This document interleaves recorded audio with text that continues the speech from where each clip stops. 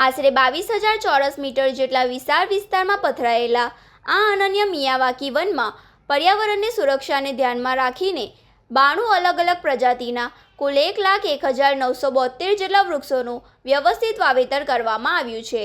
ટૂંક સમયમાં ગીચ જંગલ તૈયાર કરવાની આ જાપાનીઝ પદ્ધતિ દ્વારા ભરૂચના ઔદ્યોગિક વિસ્તારમાં હરિયાળીનો વ્યાપ વધશે. મુખ્યપ્રધાને આ નવતર પ્રયોગને પ્રત્યક્ષ નિહાળીને બિરદાવ્યો હતો. આ પ્રસંગે સંબોધન કરતા મુખ્યપ્રધાન ભૂપેન્દ્ર પટેલે જીએનએફસીની આ ગ્રીન ઇનિશિયેટિવ પહેલને પર્યાવરણના જતન અને હરિયાળું ગુજરાત બનાવવા તરફનું એક અત્યંત મહત્વપૂર્ણ પગલું ગણાવ્યું હતું. તેમણે રાજ્યના અન્ય ઉદ્યોગોને પણ આમાંથી પ્રેરણા લેવા જણાવ્યું હતું અને કોર્પોરેટ સોશિયલિટી રિસ્પોન્સિબિલિટીના ભાગરૂપે પ્રકૃતિના રક્ષણ માટે આવી પ્રવૃત્તિઓને વધુ વેગ આપવા ખાસ અનુરોધ કર્યો હતો. કાર્યક્રમ દરમિયાન મુખ્યમંત્રીના હસ્તે GNFC golden jubilee coffee table બુકનું વિમોચન કરવામાં આવ્યું હતું. ઉપરાંત કંપનીની પર્યાવરણ પ્રત્યેની પ્રતિબદ્ધતાના પ્રતિરૂપ 22,000 ચોરસ મીટર વિસ્તારમાં વિકસાવવામાં આવેલા અને 92 વિવિધ પ્રજાતિના 1,01,972 વૃક્ષો ધરાવતા મિયાવાકી વનનું લોકાર્પણ પણ કરવામાં આવ્યું હતું. વિદ્યાર્થીઓના વૈજ્ઞાનિક અને બૌદ્ધિક વિકાસને પ્રોત્સાહન આપવા માટે અપગ્રેડ કરાયેલા નર્મદાનગર કોમ્યુનિટી સાયન્સ સેન્ટર, અદ્યતન ટેલિસ્કોપ તેમજ સંશોધન અને અભ્યાસ માટે વિશાળ પુસ્તકોના સંગ્રહ ધરાવતી આધુનિક લાઇબ્રેરીનું પણ મુખ્યમંત્રીના હસ્તે લોકાર્પણ કરવામાં આવ્યું હતું. પ્રસંગે સંબોધન કરતા મુખ્યમંત્રી ભૂપેન્દ્ર પટેલે જણાવ્યું હતું કે જીએનએફસીની 5 દાયકાની સફર આત્મનિર્ભર ભારતના નિર્માણમાં કંપનીએ આપેલા મહત્વપૂર્ણ યોગદાનની સાક્ષી છે. તેમજ તેમણે કહ્યું કે કંપની ખાતર ક્ષેત્રમાં ક્રાંતિ લાવવામાં નોંધપાત્ર સફળતા મેળવી છે અને જીએનએફસીના નીમ પ્રોજેક્ટની આંતરરાષ્ટ્રીય સ્તરે પણ નોંધ લેવાઈ રહી છે.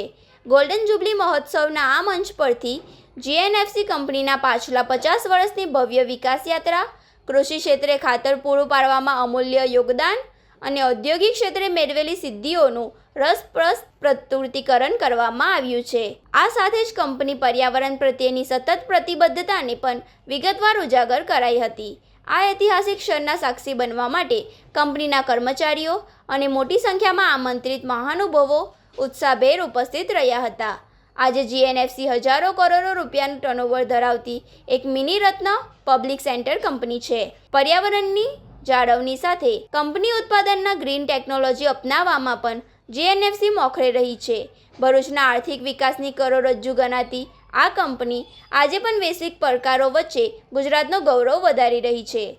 આ કાર્યક્રમમાં રાજ્યના જળસંપત્તિ મંત્રી ઈશ્વરસિંહ પટેલ, ભરૂચના સાંસદ મનસુખ વસાવા, ધારાસભ્ય રમેશ મિસ્ત્રી, અરુણસિંહ રાણા, ડીકે સ્વામી, રીતેશ વસાવા, જિલ્લા પંચાયત પ્રમુખ ડિમ્પલબેન રાજ, જીએનએફસી ચેરમેન એમ.કે. દાસ, મેનેજિંગ ડિરેક્ટર રાજકુમાર બેનીવાલ, જિલ્લા કલેક્ટર નવનાથ ગવ્હાણે સહિત કંપનીના અધિકારીઓ, કર્મચારીઓ અને આગેવાનો મોટી સંખ્યામાં ઉપસ્થિત રહ્યા હતા.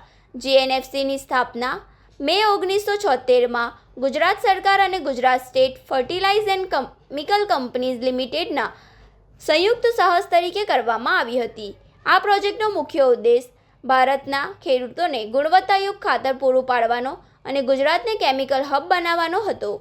ભરૂચ નજીક નર્મદાનગરના વિસ્તાર જગ્યામાં આ પ્લાન્ટનું નિર્માણ શરૂ થયું હતું.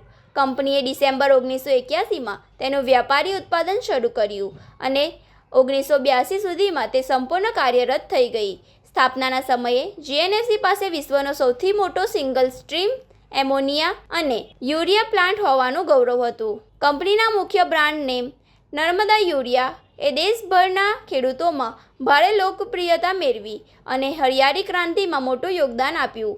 વર્ષ 2002થી 2003ની આસપાસ જીએનએફસીએ આઈટી ક્ષેત્રમાં પ્રવેશ કરીને સૌને ચોંકાવી દીધા. કંપનીએ કોડ સોલ્યુશન્સ નામનો આઈટી વિભાગ શરૂ કર્યો. આજે આ સંસ્થા ભારતમાં ડિજિટલ સિગ્નેચર, ઈ-ટ્રેડિંગ અને સાયબર સિક્યોરિટી ક્ષેત્રે દેશની અગ્રણી કંપનીઓમાંથી એક છે.